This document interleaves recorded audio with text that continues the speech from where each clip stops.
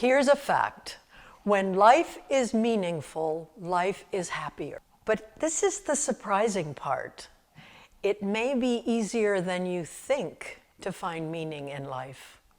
Today I'm going to share with you what I've learned just recently about 3 super easy steps to a meaningful life. And at the end of this brief episode, I'll recommend a few resources about additional ways to create lives that are both meaningful and happy.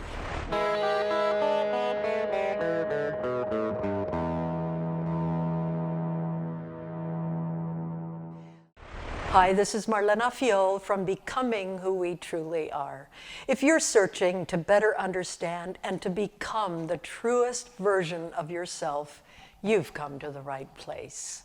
Please join me on this journey of discovery by clicking the like button below. It really does matter. Psychologists have long agreed that those who feel their life is meaningful tend to be happier. This has led many of us, including me, to emphasize the importance of finding our purpose, to imbue our lives with meaning, because then we'll be happier, right? A new study reveals surprising evidence that a meaningful life doesn't depend on having grand visions or purpose for our lives. It may flow from something far simpler and much more effortless than once thought, leading to this week's 3 easy lessons. Lesson number 1, be mindful of what's around us. I'm not talking about mindfulness as a formal meditation technique, although there's not a thing wrong with that. Today I'm talking about just noticing the everyday things that we so easily take for granted. Like how the gravel crunches under my shoes when I walk across my driveway, or how the ray of sun filters through the leaves on that tree across the street from me.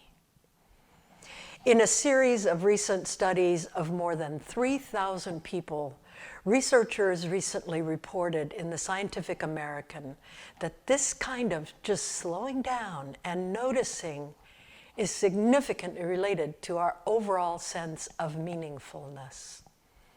Ironically, in our fast-paced world, filled with targets and goals that we think will lead to meaning in our lives, we lose track of this simple path to meaningfulness, slowing down and mindfully noticing.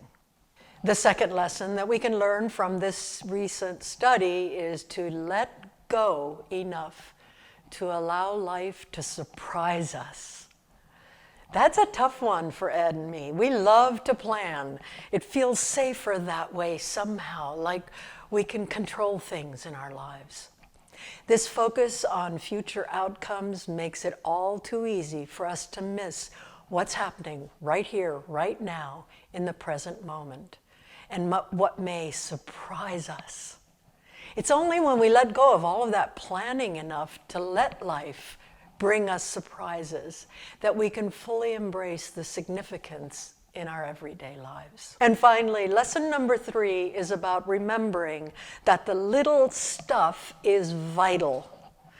The small moments in life are just as important as the monumental, life-changing events. I'm guilty of focusing a lot on the big things in life.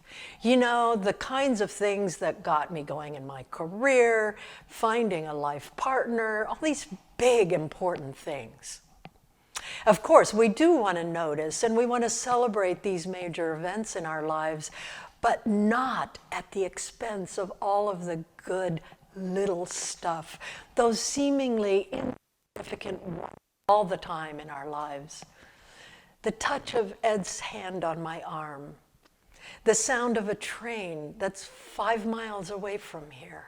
Bottom line, how often do we overlook the many magical moments in life because we're running too fast and we're too focused on planning our future and we're too obsessed with the big things in life?